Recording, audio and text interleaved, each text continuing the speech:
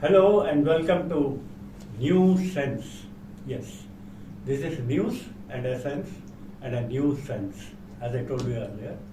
Now we are going to speak about artificial intelligence. Yes, that has been making the rounds of late. Uh, Artificial intelligence has taken over virtually, and there's no irony in it. Artificial intelligence and machine learning are something strange subjects for earlier, but now it has come to stay, and in the coming days, they have to take over. They would take over the mankind. Like what were essential tools some 20 years back, today they have relegated into backyard, and what are necessary today, the necessary tools would become defunct in the coming, say, 5 or 10 years or even earlier. Now, how did this happen? And people are worried whether people have become slaves of technology, they have already become, or will technology take over humankind? That is the debate going on. Like artificial intelligence and machine learning, we are told. What is machine learning? We do not learn from machine. The machine learns from us. That is the beauty of machine learning. Like the machine asks you to draw the picture of a dog. You are not an artist, so you draw in whatever measure or manner you like to draw. Similarly, millions of people draw it. So what the computing system does it segregates everything and it develops what you call the picture of a dog. And when you type what is the picture of a dog, that emerges. So it's a machine that has learned from you. This is everything about artificial intelligence and machine learning in a very simplest manner. I am not going into the algorithms and all that, but simply for simple man, for a layman to understand, this is what artificial intelligence is, and this is what machine learning is, and machine learning is a part of artificial intelligence. Now, when you come to the live alone the society, already we have seen people where we have remotes. Remote is the first artificial intelligent tool which even a housewife had seen earlier. So it was good, like changing the channels and all that. Now from that stage, we have gone a step ahead. Now you have Alexa. You say, Alexa, put on the geyser, or you just say, change the channel, or you say, put on the lights, or whatever. So everything is taken over by technology. Now, in the future days, what is this artificial intelligence going to do? Now already you need not write a novel. If you are a writer, you just characterize, you portray 4 characters and give broadly the storyline. The computer will write a story for you. You say this is not good, I want to rewrite it. It will rewrite for you.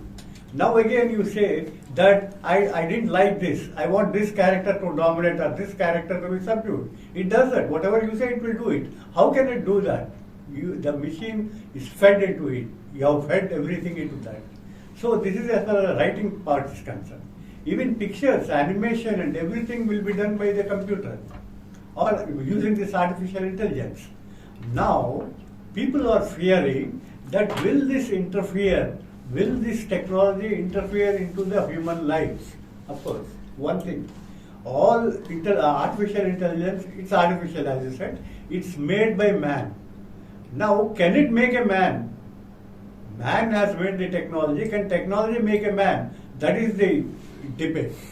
So, the experts, even in the field of computer science and all that, they are arguing that in the coming days, it will become too intrusive into your personal life and things may get to the worst. Because already we have reached such a stage that you really don't know your neighbor or you don't know who others are.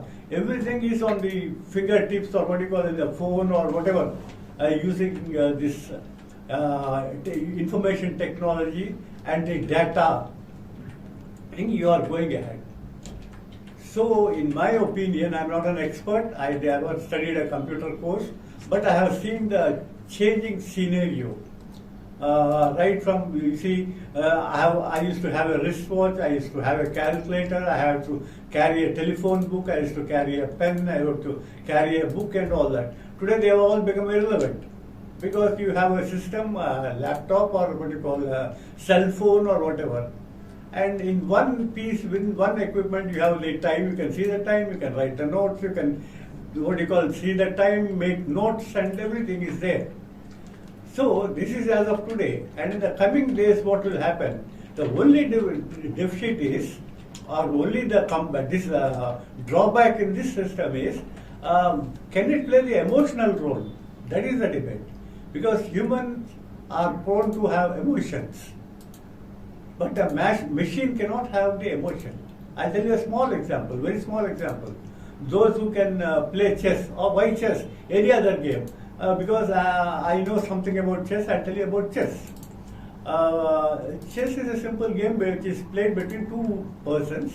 Here the computer plays with, you play with the computer. So there are various levels, primary level, secondary level and all. Primary level is just for an 8-year-old or 4-year-old. Of course, 4-year-old prodigies are also there, but the level, but at the junior most level, if you play that, you can end the game in say 4, 5, 6 moves. You repeat the game again immediately. It catches how you are playing. That will note that computer. And the third time you play, it will block all your moves. So that machine has learned. That machine knows how you are approaching.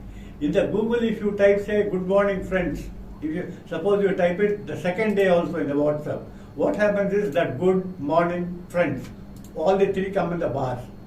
So this is what you means it has taken over.